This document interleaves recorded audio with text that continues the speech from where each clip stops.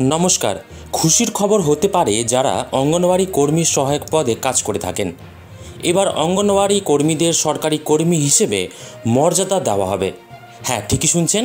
এবার তাদেরকে সরকারি সিভিল পদের সঙ্গে সমতুল্য হিসেবে গণ্য করা হবে, এমনকি পাবেন সরকারি সুবিধাও।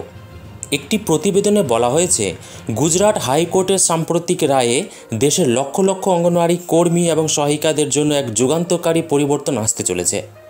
হাইকোর্টের নির্দেশ অনুযায়ী অঙ্গনওয়াড়ি কর্মী এবং সহায়িকাদের নিয়মিত সরকারি কর্মীর মর্যাদা দেওয়া হবে। এই রায়টি একটি ব্যাচের পিটিশনের উপর ভিত্তি করে হয়েছে, যা 1983 থেকে 2010 সালের মধ্যে কেন্দ্রীয় সরকারের আইসিডিএস প্রকল্পের অধীনে নিয়োগপ্রাপ্ত অঙ্গনওয়াড়ি কর্মী ও সহায়িকারা দায়ের করেন। তাদের অভিযোগ ছিল, তারা নিয়মিত প্রক্রিয়ার মাধ্যমে নিয়োগপ্রাপ্ত হওয়া সত্ত্বেও শুধুমাত্র একটি প্রকল্পের অধীনে কাজ করার অজুহাতে তাদেরকে সরকারি কর্মী হিসেবে গণ্য করা হয় না।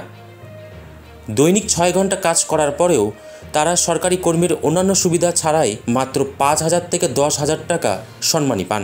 প্রতিবেদনে আরও বলা হয়েছে, বিচারপতি নিকিলেশ কারিয়েল জানান, অঙ্গনওয়াড়ি কর্মী সহায়িকাদের সরকারি কর্মী হিসেবে গণ্য না করা স্পষ্টতই বৈষম্য।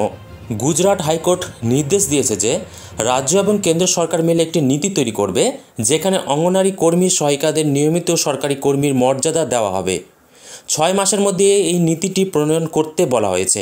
এই নীতির আওতায় তাদের পদ, বেতন কাঠামো এবং আর্থিক সুবিধাসমূহ নিশ্চিত করা হবে। আদালতের এই রায় অনুযায়ী পিটিশনকারীদের জন্য কাটা তারিখ পিটিশনের 3 বছরের পূর্বে গণ্য করা হবে এবং এর মধ্যে তাদের ন্যূনতম বেতন প্রদান করা হবে। এডব্লিউডব্লিউ কর্মীদের জন্য সর্বনিম্ন বেতন ক্লাস 3 পদের সঙ্গে এবং এডব্লিউএইচ কর্মীদের জন্য ক্লাস 4 পদের সঙ্গে নির্ধারণ করার কথা বলা হয়েছে। এই রায়টি কেবল গুজরাট রাজ্য নয়, সমগ্র দেশের জন্য প্রভাব ফেলতে পারে। এটি অন্যান্য রাজ্যের অঙ্গনওয়াড়ি কর্মী এবং সহায়িকাদের অধিকার অর্জনের পথ সুগম করবে। এখন দেখার বিষয়, আমাদের রাজ্যে এই রায়ের প্রভাব পড়বে কিনা।